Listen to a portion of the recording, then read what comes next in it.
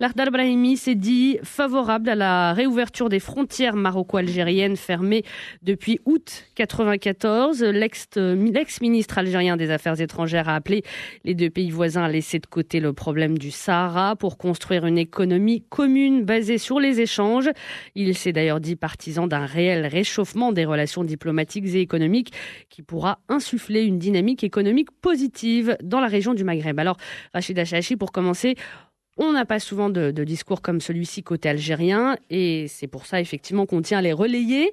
Est-ce que ce sont pour vous des déclarations de bonnes intentions ou bien est-ce qu'on assiste réellement en Algérie à l'éveil de certaines personnalités qui pensent que l'avenir de l'Algérie passe d'abord par son voisin le Maroc?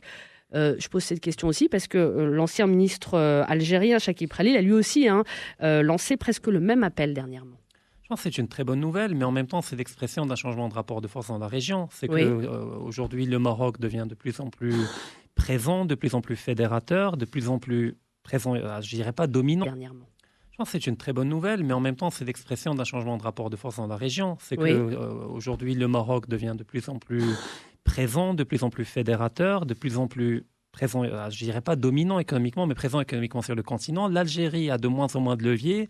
Alors, quand on voit la position géographique de l'Algérie, alors à l'est, on a le bourbier libyen et la Tunisie, qui est en pleine crise politique. Alors, au sud, on a un no man's land contrôlé par des bandes armées. Alors, il n'y a que le Maroc et la frontière est fermée. Et donc, au niveau économique, alors, à part les hydrocarbures qui se portent très mal actuellement, l'Algérie n'a pas d'autre perspective que de relancer les négociations avec le Maroc en vue de réouvrir la frontière, ce qui permettra à l'économie algérienne de respirer, de tisser de nouveaux liens économiques profitables aux deux pays.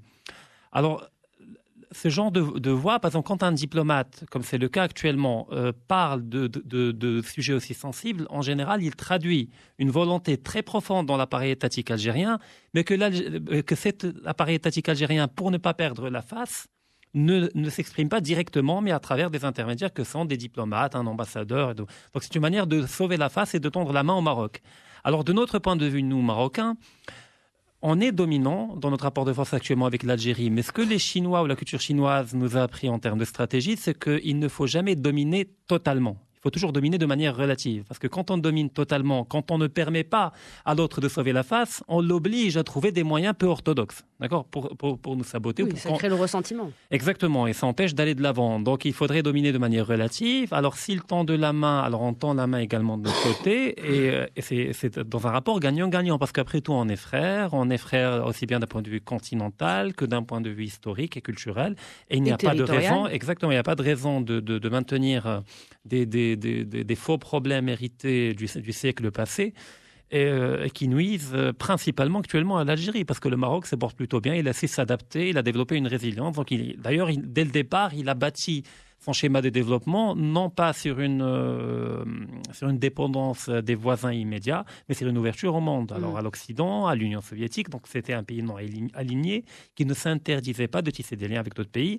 Alors bien entendu, avec l'histoire, on a eu un rapport plutôt dominant du côté occidental. Là, c'est en train de changer, et l'Algérie est toujours la bienvenue, si jamais elle est réellement de bonne foi. Alors qu'elle soit de bonne foi ou non, ça importe peu, parce que les rapports de force l'obligent à agir comme si elle est de bonne foi. Et donc à nous d'en profiter, de rester nobles et de ne pas humilier nos frères algériens. Alors, Aziz Bousta, Rachid Chachi, selon Rachid, ça traduit finalement cette déclaration de Lardal Brahimi, une volonté profonde de l'appareil étatique algérien, effectivement, de tendre la main aux Marocains. Est-ce que vous êtes d'accord avec cette affirmation et comment vous interprétez cet appel de Lardal Brahimi? Et puis, on rappelle quand même qu'il me semble qu'avec les deux Corées, la seule autre frontière complètement fermée, c'est quand même la nôtre avec l'Algérie. Au monde, je parle. Alors, est-ce qu'on peut parler de différends irréconciliables entre le Maroc et l'Algérie?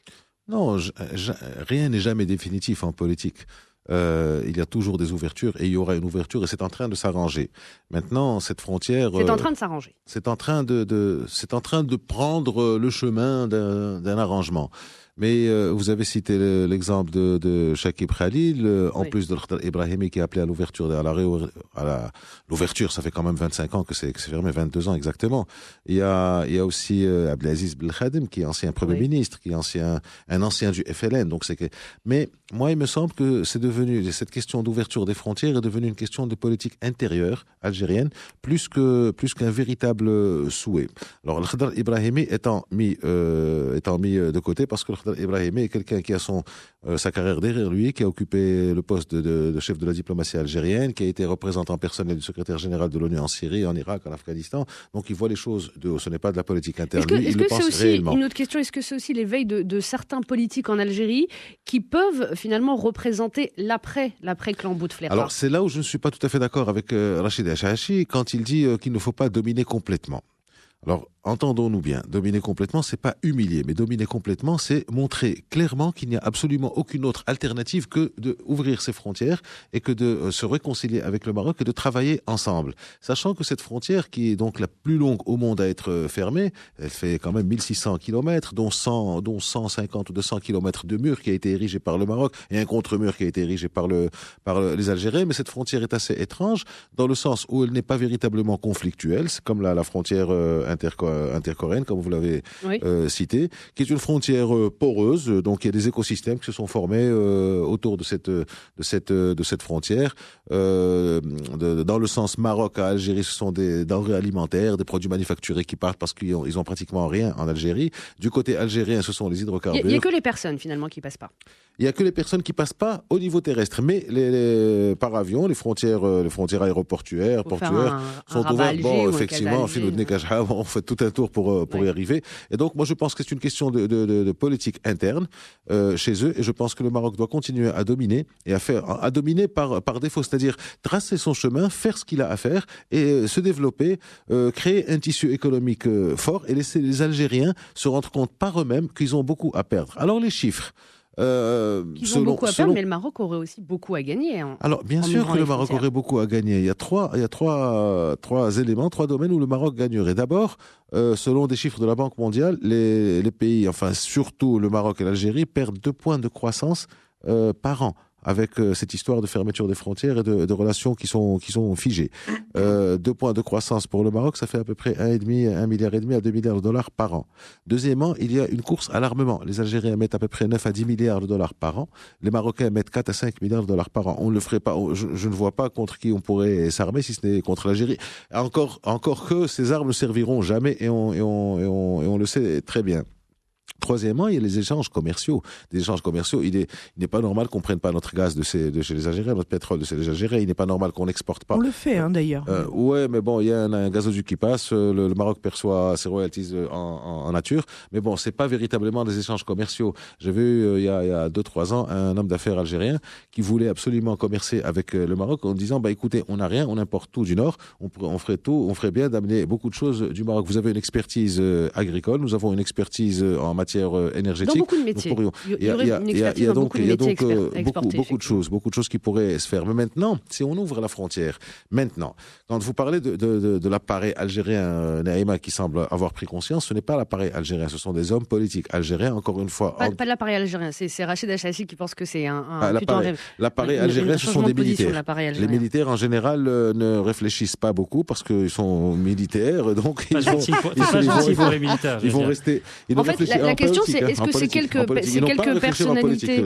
quelques personnalités qui sont en train de faire entendre leur voix pour se rapprocher du Maroc? Est-ce que ces personnalités, justement, elles sont aussi en train de se positionner pour l'après-Bouteflika en interne? Pour l'après-Bouteflika en interne, pour essayer de battre cet appareil militaire formé cette junte militaire, parce qu'il faut appeler les choses par leur nom, d'accord, et essayer de montrer et de faire comprendre à une population algérienne qui est assez compliqué, mais faire comprendre à cette population algérienne qu'il faut ouvrir ses frontières et il faut créer un véritable espace régional, même si maintenant l'heure est au souverainisme et au retour vers la souveraineté, mais il faut créer un espace régional. Donc, les Algériens doivent être convaincus de ça. Seulement, là où c'est compliqué, c'est que les Algériens, comme les Marocains, ont une structure démographique plutôt jeune et que donc on a 65 à 70% des Algériens qui ont moins de 30 et 35 ans et qui ont été abreuvés par une propagande résolument anti-marocaine, anti tout ce qui peut concerner le Maroc. Donc ça va être compliqué pour ces personnes-là. Les Belkhadem, le Khadr Ibrahimi a dit qu'il n'avait pas d'ambition présidentielle, mais Belkhadem pourrait en avoir. Je ne pense pas, Naïma a 83 ans, 82 ans. Les Algériens, je pense qu'ils voudraient avoir un président plutôt jeune, un président qui soit c'est un diplomate chevronné, effectivement, qui a l'expérience aussi Mais ouvrir les frontières par les temps qui courent, ce serait assez dangereux parce que nous avons un problème de terrorisme dans cette région. Les frontières entre le Maroc et l'Algérie sont déjà poreuses, mais en les ouvrant, on risque d'avoir un problème parce qu'il y a une très grande partie de l'Algérie que les Algériens eux-mêmes appellent des zones non sécurisées. Et donc, nous risquerions d'avoir un problème si on ne met pas tout sur la table. Les Marocains avaient demandé ça à plusieurs reprises en leur disant, écoutez, il faut qu'on mette tout sur la table, aussi bien l'économie que le social, que le militaire, que le sécuritaire. Les Algériens ne veulent rien savoir. Et puis, surtout, forcément, on n'en a pas parlé, mais on ne peut pas ne pas en parler, cette affaire du Sahara. Ça sert à quoi d'ouvrir des frontières alors que nous avons un problème, un vrai problème. Vous avez quelqu'un qui veut vous amputer d'une partie de votre territoire et vous ouvrez les frontières pour commercer avec lui, comme si de rien n'était. Ça va être un peu compliqué. C'est ce que disent les Marocains qui restent logiques en disant, écoutez, on met tout sur la table, on discute de tout. Les Algériens disent, ok, on peut discuter de tout, mais pas de sécurité, pas de militaire et pas du Polisario. Alors, c'est pas ce qu'a dit le Khadr Ibrahimi, c'est pas ce qu'a dit non plus Chekib Khalil. Le Khadr Ibrahimi n'est pas au pouvoir en Algérie. Abdelaziz Belkhadem a quitté le pouvoir en Algérie il y a quelques années. L'autre ministre, il est ancien ministre. Je parle des actuels dirigeants algériens. Alors, il semblerait aussi, selon certaines analyses qui sont faites chez les Algériens eux-mêmes, que si Abdelaziz Bouteflika et les gens qui l'entourent ne veulent absolument pas ouvrir cette frontière, c'est parce que, quelque part, ils ne veulent pas offrir un aussi beau cadeau au Maroc, parce qu'en Algérie, il n'y a pratiquement pas d'industrie. Donc, offrir... Ce sera un beau cadeau pour l'Algérie également. Pas pour le système algérien. Encore une fois, pas pour le système algérien. Pour l'entreprise algérienne, peut-être, parce qu'il y a des relations entre la CGEM et voilà, pour le secteur privé. Mais les Algériens, enfin le gouvernement algérien, les dirigeants algériens continuent à être abreuvés, comme disait Talal, aux idées du FLN, aux idées de la guerre d'indépendance, et revenir à la guerre des sables, revenir même jusqu'à la bataille, enfin en 1944, jusqu'au traité de Mernia. Donc, ils remontent à très loin et on ne peut pas travailler avec ces gens-là. Il faudrait maintenant qu'il y ait une nouvelle classe, et c'est ça la panacée, je pense, pour les relations maghrébines, c'est qu'il y ait une nouvelle classe qui arrive, que nos amis algériens arrivent à mettre au pouvoir, une nouvelle classe jeune, ouverte et pétrie des idées économiques, en laissant de côté les idées politiques et les idées néocoloniales, enfin les idées qui remontent au siècle dernier. Alors, Talal Shakir, tout à l'heure, Aziz Bousta évoquait effectivement le Maroc et l'Algérie qui sont deux pays gros acheteurs d'armes. Deux gros clients qui finalement auraient intérêt à ce que ça reste comme ça entre l'Algérie et le Maroc, qui est ce statu quo. Vous savez, les frontières fermées entre les deux pays. C'est un conflit de la guerre froide, issu de la guerre froide. À l'époque, effectivement. Est-ce qu'à l'extérieur, quelqu'un aurait des intérêts à ce que ce soit le statu quo ? Oui, alors d'abord, c'est un conflit qui date de la guerre froide. Et deuxième chose, celui où l'institution qui aurait intérêt, c'est bel et bien l'Union européenne qui n'a pas envie de voir se dresser devant elle un Maghreb fort, un Maghreb capable de s'autosuffire probablement et effectivement d'être capable de pouvoir développer des liens, développer un potentiel et puis surtout utiliser son potentiel énergétique de croissance économique, population aussi démographique. Donc on est véritablement face à une situation où à plusieurs reprises on a vu que l'Union européenne ne s'est pas toujours clairement rangée par rapport à une situation d'arrangement de conflit notamment. Alors après bien sûr on a le volet mercantile qui est celui certainement de la vente d'armes où certains commerçants souhaiteraient que ces deux pays restent en coexistence pacifique parce que la guerre n'a pas lieu mais on s'arme. Mais on continue d'acheter des armes. Mais bien sûr c'est bel et bien ce qu'on appelle l'équilibre de la terreur, ce qu'on appelait l'équilibre de la terreur. Les deux gros acheteurs d'armes. Dans les années 70, 80, puisque effectivement les deux pays s'arment. On a des informations à chaque fois qui sortent d'achat de chars, d'achat de drones, d'achat de ceci. Mais c'est encore une fois une forme d'équilibre de la terreur simplement. Et c'est dommage parce que ces pays ont besoin de ces investissements de façon inclusive pour développer leur économie et non pas autre chose. Alors moi je suis quand même content du discours de Aziz qui tempère un peu et nuance ses propos. Qui s'est adouci. Exactement, parce qu'au départ, les propos de Abdelmalek Sellel, quand il a tendu la main, il lui a coupé directement. Il lui a coupé en disant non, niet, faut pas y croire. Ils sont toujours dans ce type de. Confirme que j'avais raison. Vous savez ce qui s'est passé à Malabo, ce qui s'est passé un peu. Oui, mais bon, il faut pas. Je crois qu'il faut arrêter de faire trop de liens parce que trop de liens tue le lien. Il faut regarder le dossier algéro-marocain ou maroco-algérien dans le bon sens. Aujourd'hui, et c'est vrai que c'est dommage sache que à quel moment les hommes politiques algériens parlent-ils de paix et de fin de ce conflit? Eh bien, c'est quand ils ne sont plus en activité. C'est peut-être facile pour eux parce qu'ils n'ont pas à dos effectivement le FLN, notamment le grand méchant loup, parce que le FLN, lui, c'est peut-être des hommes qui sont en train de se positionner, comme on le disait, pour après. Hein. Je ne pense pas que Khaled Brahimi puisse penser une seule seconde. C'est un homme de sens. Il ne pense pas, bien sûr, à l'élection présidentielle. Je crois que c'est même pas. Il a 83 ans, il est très âgé. Voilà, il donne son avis. Il a envie de finir une carrière politique avec une bonne idée. Pourquoi pas? Il a été dans pas mal d'institutions internationales arabes et mondiales. Donc, il a une sagesse quant à la parole et il a raison de le dire parce que nous avons un système stupide. Frontières terrestres fermées, frontières maritimes et aériennes ouverte, on ne sait pas ce qu'on veut bloquer. Alors les terroristes dont parle Aïs Boustap peuvent prendre l'avion aussi, hein. Vous savez, je pense qu'on va pas les bloquer, on va pas les démasquer parce qu'ils ont leur manière. Donc je crois qu'il faut arrêter et dépasser le syndrome des années. Des contrôles. Mais bien sûr, on peut même mettre un contrôle plus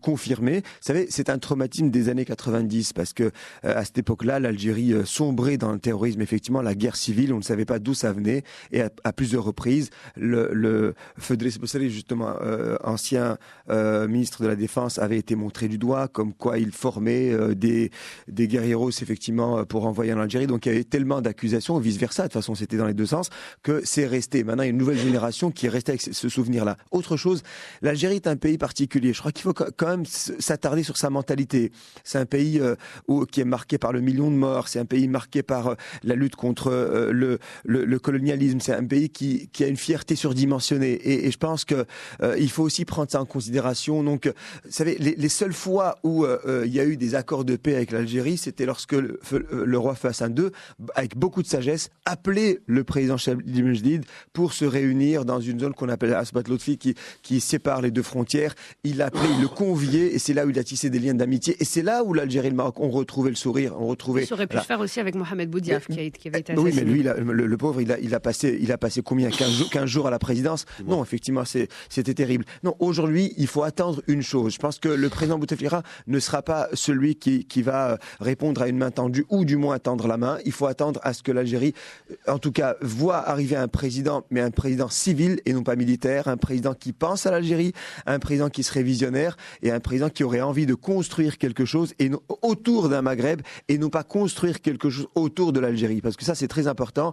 L'avenir de ces pays-là, notamment les trois, Algérie, Tunisie et Maroc, sont liés et ils sont accrochés à une éventuelle union parce que ailleurs dans le monde, ça a prouvé ses résultats et aujourd'hui, je crois qu'il faut dépasser ces questions. Mais c'est vrai qu'Aïs Boustap revient sur un point crucial, c'est le Sahara marocain. Il pose problème pour l'Algérie, il pose problème par rapport à sa position. Et c'est non négociable de toute façon. Et c'est non négociable largement. Donc à partir de là, honnêtement, l'Algérie n'a pas d'intérêt particulier par rapport à un territoire qui serait le tien, donc c'est pas du tout ça qui est revendiqué.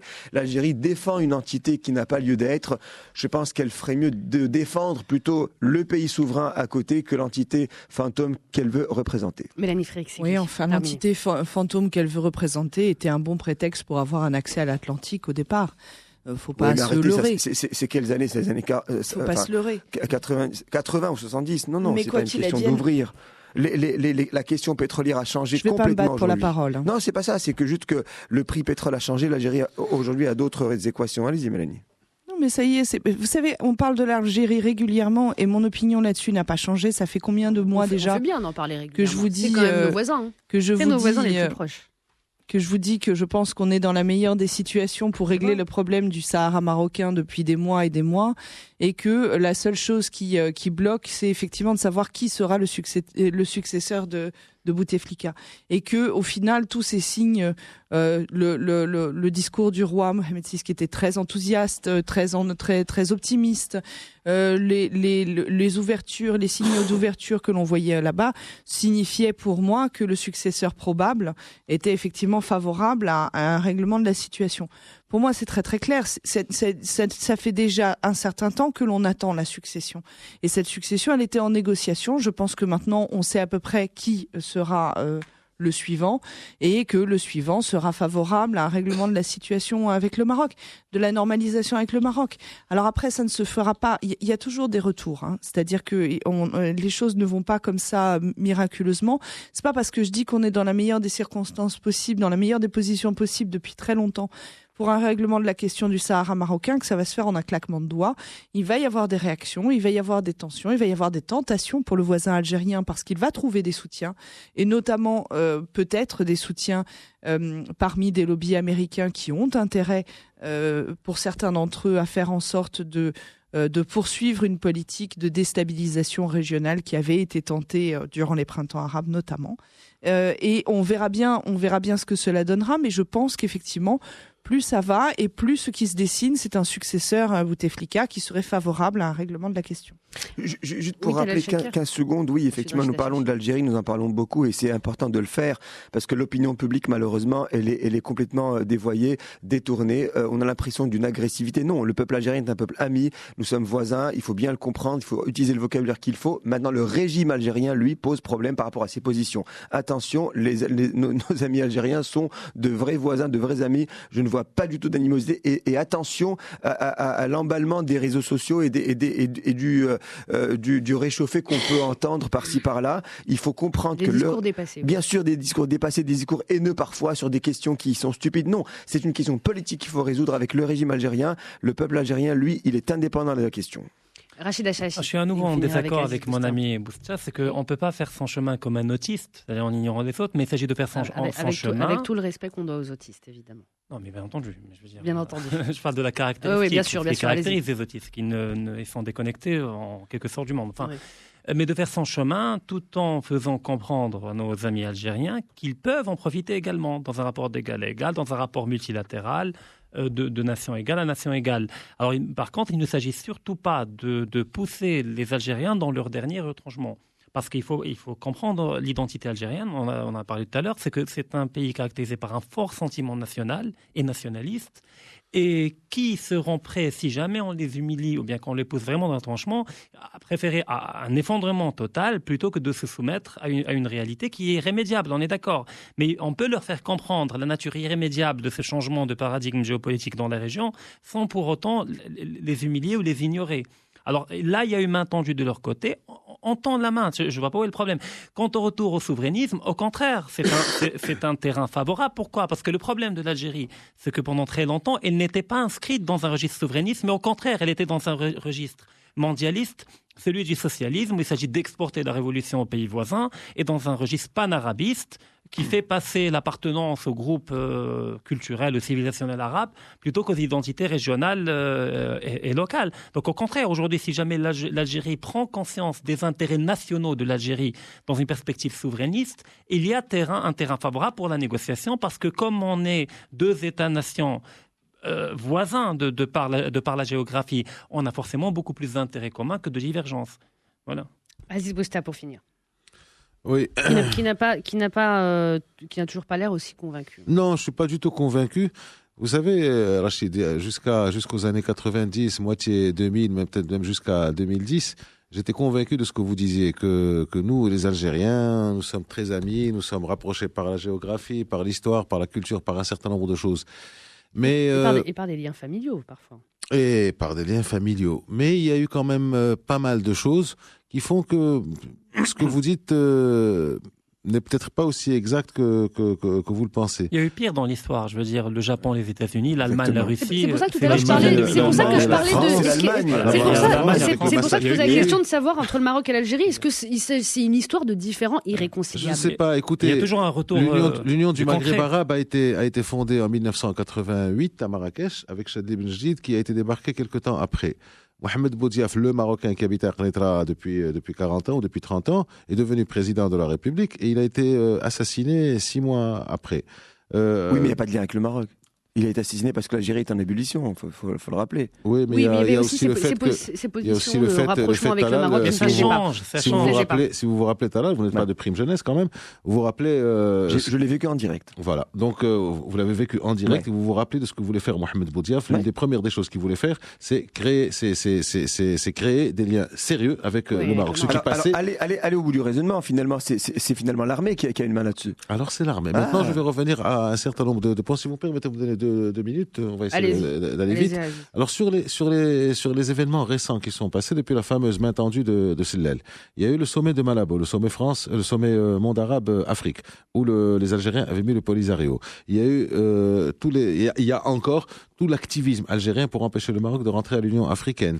Il y a eu l'offensive contre le président nigérian et contre le Nigeria dans certains médias algériens après le rapprochement qui a eu spectaculaire qu'il y a eu avec le Maroc et qui remonte à il y a 6 mois à peu près. Il y a eu le fait d'aller demander de l'argent aux pays du Golfe, d'accord, pour qu'ils viennent investir, alors qu'ils n'ont pas compris qu'ils n'ont plus tellement d'argent, les gens du Golfe, en leur disant pourquoi vous investissez au Maroc et pas chez nous. Il y a une hostilité. Oui, mais il y a un changement, il y a un changement de réalité sur le terrain. Il y a le Forum africain des affaires qui a été fait par réaction à ce qu'est en train de faire le Maroc. Et dans tout ça, moi, je vous pose une question. Oui. Où est la population algérienne, Rachid ?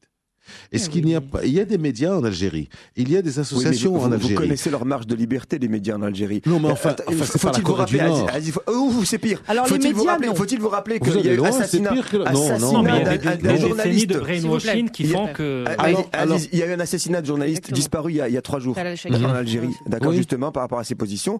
Je crois qu'il faut vraiment séparer entre une nomenclature algérienne aujourd'hui qui s'occupe du régime et qui est en train de scier par le bas, et une population qui est aujourd'hui asservie et qui ne peut même pas réagir par rapport à sa situation, sa condition sociale et économique. Je ne peux pas vous laisser dire que l'Algérie est pire que la Corée du Nord. Il n'y a pas pire que la Corée du Nord, à part que la Corée du Nord. Et les Algériens ont quand même, pour peu qu'ils ne parlent pas de l'armée, et pour peu qu'ils ne parlent pas de leur président, parce qu'il y a un Algérien, un journaliste qui vient de mourir en prison, et on le sait, ils peuvent parler d'un certain nombre de choses, et sans même parler de leur république, il y a une liberté de ton, mais effectivement, se ranger du côté du Maroc, c'est une ligne rouge quand même dans la presse. C'est une ligne rouge. Alors, il y a la population, il y a les réseaux. Vous parlez des réseaux, Talal. On voit rien dans les réseaux. On voit absolument rien. Alors, la meilleure manière, encore une fois, c'est pas dominer Rachid, c'est pas humilier, c'est tracer notre chemin, faire ce que nous avons. Vous voulez pas qu'on soit bien avec notre flanc occidental, notre flanc oriental, les Algériens? Pas de problème. Alors, on garde la frontière fermée indéfiniment avec l'Algérie?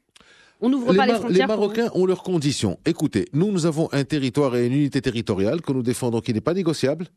D'accord ? À partir de là, si on règle ce problème, on peut tout arranger. Les Algériens vous disent non, c'est un territoire occupé avec des centaines de milliers appréciés, qui sont emprisonnés, qui sont torturés, on ne peut pas faire ça. Vous savez, quand vous parlez de l'Allemagne et de la France, ils ont eu la Seconde Guerre mondiale, il y a eu les dizaines de millions de morts ou les millions de morts, ça a arrangé un problème, il n'y avait plus de problème territorial à part l'Alsace-Lorraine, n'est-ce pas Mélanie, qui a été réglé à ce niveau-là. Bien. Quand vous avez un problème aussi important que celui du Sahara, vous ne pouvez plus parler. Alors vous venez dire, voilà, nous avons nos conditions. Allons-y, laissons tomber la politique, laissons tomber l'histoire et parlons économie, parlons avenir maintenant, parlons prospérité de nos peuples. Les Algériens ne veulent rien savoir. Ils ont un problème économique et donc social très important et ils ne veulent surtout rien savoir. Et ce que je reproche encore, si je peux me permettre, entre guillemets, aux Algériens, à la population algérienne, c'est qu'il n'y a pas de frémissement dans le sens d'un rapprochement avec les Marocains au niveau de la population. Il n'y a pas encore ce frémissement. Vous ne pouvez pas le percevoir. Excusez-moi. Pour différentes raisons. Parce que déjà, on a des décennies de propagande anti-marocaine qui a fait son travail au niveau de la population. Vous parliez de brainwash tout à l'heure. Tout à fait, brainwashing, de propagande. Et puis deuxièmement, la connectivité à l'Internet, la pénétration d'Internet en Algérie n'est pas la même qu'au Maroc. Donc les jeunes n'ont pas accès de la même manière que les Marocains sur Internet. Et de même, quand on voit dans les forums, dès qu'il y a un troll qui entre et qui pose un débat concernant l'Algérie et le Maroc, il y a des insultes, une pluie d'insultes et d'obscénités qui tombent des deux côtés. C'est-à-dire, il y a une mobilisation des deux. Mais je veux dire, le pouvoir... Ça, c'est regrettable de la part des Marocains. C'est regrettable de la part des Marocains. Plus noble. Mais ce que je veux dire, c'est que l'État marocain a une position beaucoup plus réaliste et beaucoup plus pragmatique, et que j'encourage l'État marocain à continuer sur la ligne qui est la sienne et de tendre la main dès qu'on a une main tendue. Parce qu'en l'occurrence, on a quelqu'un qui a une notoriété en Algérie, qui a été ministre des Affaires étrangères auprès de l'ONU en Irak et en Syrie. Envoyé spécial pour la Syrie également. Donc c'est quelqu'un qui a un poids, qui parle au nom d'un clan dans l'appareil étatique algérien. Il y a une pluralité de clans. C'est pas un bloc monolithique. dialectique. Je veux dire, il y a également un rapport dialectique Ça, je à ne suis pas l'intérieur convaincu sur le fait que Khaled Ibrahimi il y a des jeunes... et une chapelle qui le suivent. Ça, je ne suis pas convaincu. Bon, c'est un autre débat, mais ce que je veux dire, c'est que là, en l'occurrence, on a quelqu'un qui propose un rapprochement, pas stérile, mais un rapprochement où il est prêt à concéder sur des concessions sur le dossier du Sahara marocain. Ça pourrait amener à un fléchissement effectivement de la position algérienne sur la question du Sahara. Ça ne nous coûte rien. Non, mais écoutez, ça ne nous coûte rien. Il ne s'agit pas de donner quelque chose. Ce que ça nous coûte, c'est tout simplement d'accorder le bénéfice du doute. C'est tout. Et d'attendre, de tendre l'oreille. Ibrahimi a dit, c'est vrai qu'il y a un problème du Sahara, mais il faut savoir dépasser les problèmes. Mais dans sa bouche à lui, c'est vrai qu'il y a un problème du Sahara. Mais encourageons ce genre de paroles. C'est fondamental, on ne discute pas. C'est pas discutable. Dialogue. S'il vous plaît. Alors, Mélanie Freixigli, on finit avec Talal Shakir. Alors, en ce qui concerne la liberté de la presse en Algérie, je rappelle que en ce qui concerne l'Algérie, on a des caricaturistes tels qu'on n'a pas au Maroc. Dilem notamment, s'exprime régulièrement sur la question du Maroc et du Sahara. Donc, faut pas exagérer. Ça, c'est quand même quelque chose à noter. Hein. Si vous faites une bête recherche Dilem Maroc, vous allez le voir tout de suite. Donc, c'est quand même un des caricaturistes les plus connus actuellement en langue française. Il est algérien. Ça, c'est le premier point. Le second point, la population algérienne, je pense, hormis la population frontalière du Maroc, qui effectivement a des liens ne serait-ce que familiaux parce qu'elle a été tracée d'une manière relativement arbitraire. Il y a des familles qui ont été coupées en deux au moment de la fermeture des frontières. En dehors de la population qui est à la frontière du Maroc, je pense que dans l'ensemble, la population algérienne est préoccupée par bien d'autres choses et se moque éperdument du Maroc, en toute franchise. Alors, du Polisario, du Polisario du Maroc, Koulchi. Je vais vous dire, aujourd'hui, ils sont quand même dans un marasme économique, certains. Ils sont dans un ressentiment par rapport à une administration qui paralyse absolument tout, et en même temps dans un système revendicatif où ils veulent plus de pognon, puisque c'est ça finalement l'échange qui a été fait, c'est de l'argent contre une certaine forme de stabilité et de paix sociale. C'est ça l'échange actuel. Et je vais vous dire, la société algérienne actuellement n'est pas enthousiasmante parce que justement elle est débilitée par ce climat-là, et en tout état de cause, ça ne lui permet pas de se poser des questions de géopolitique extraordinairement poussées.